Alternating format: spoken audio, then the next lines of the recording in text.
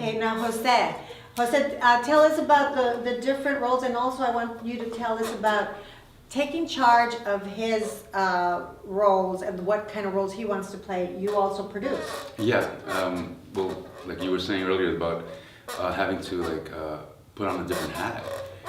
I was comfortable at first just being an actor, and it's what I studied, and just show up and you do your work and you learn your lines and you go to work, but then all of a sudden I realized that I just didn't want to be waiting around. I wanted to create, I didn't want to just do the roles that they were giving me, and a lot of them were just very flat. And so I started to write my own films. I did my first short film about 2 years ago, and the story, I love working with kids, so it's something about kids. When I was 14 years old, I used to stutter, and I used to weigh 230 pounds until an acting workshop transformed my life.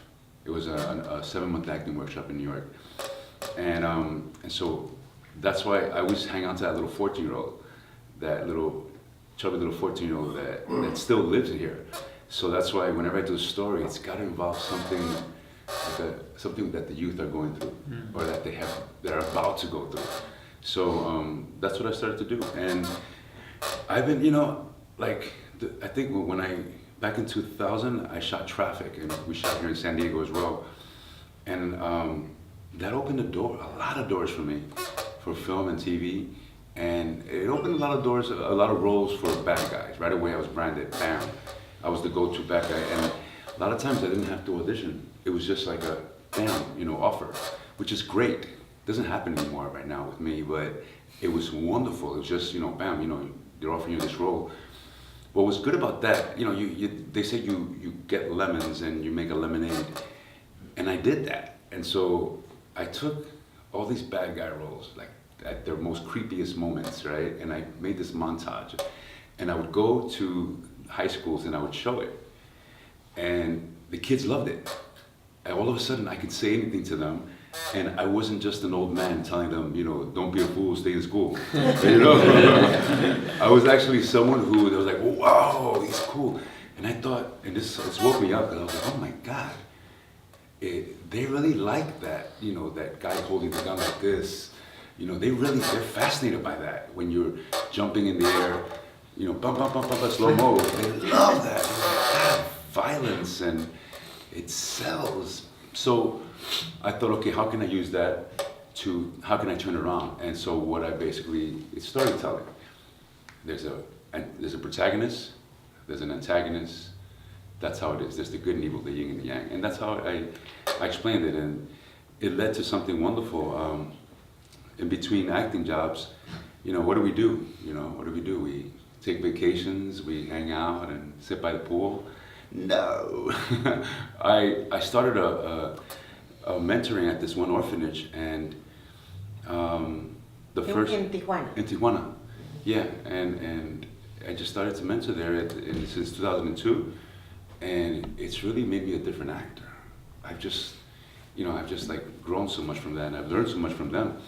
So my first feature film that I'm writing right now, it's about how I met this one boy named Israel who changed my life. And he was, most kids they come from abuse. And so about 2 years ago, I founded an organization called Arts for Better Tomorrow, and we teach acting as a healing tool. So it's that little 14-year-old coming back in and doing his thing and helping others, preventive stuff. So that's the biggest project right now I have, is that one. And what do you play in your movie? I play myself, But do you play a gang member in there? No.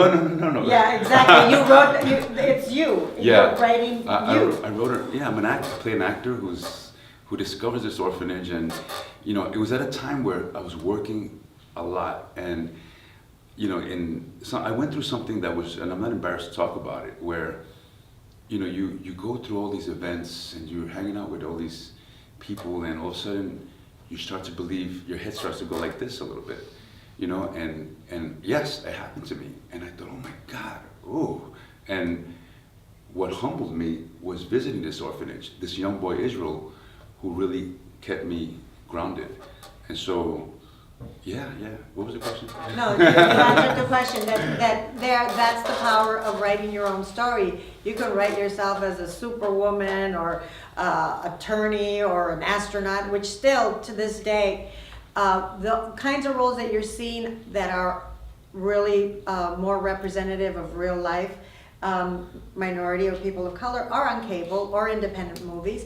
You still get the studios and the networks, the big ones, they're going, oh no, a Latina astronaut? No, it has to be an Anglo.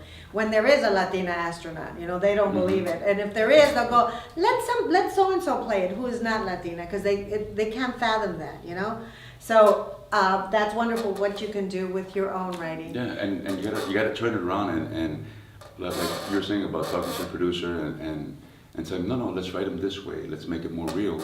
And the wonderful thing is that you can write characters that are real. I mean, no one's gonna believe that this happened to me, that I was going back to Mexico, every week. No one's gonna believe that, but it did happen. It did happen. It does happen, and yeah. I wanted to ask you, Frankie, you are on TV, and whether you like it or not, people are looking at you, and they are looking at you as a role model. And so, knowing that, what do you feel is your responsibility to a community, whatever community it is, as a talent? I mean, it's a huge responsibility, obviously, and for me, it's that's a huge question. I guess I just try to be the best citizen as possible.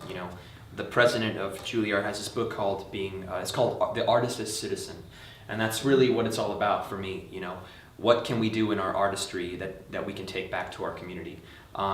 Anytime that I've been doing a play out in, no matter what the regional situation is, tapping into the community and giving back to the youth, especially because they look up to us. When I did Hamlet 2 years ago in English and in Spanish, and it was a tremendous opportunity, not only for me as an actor to grow and play a part like that in 2 languages, but also to have Latin youth come see the show and they see themselves reflected in me.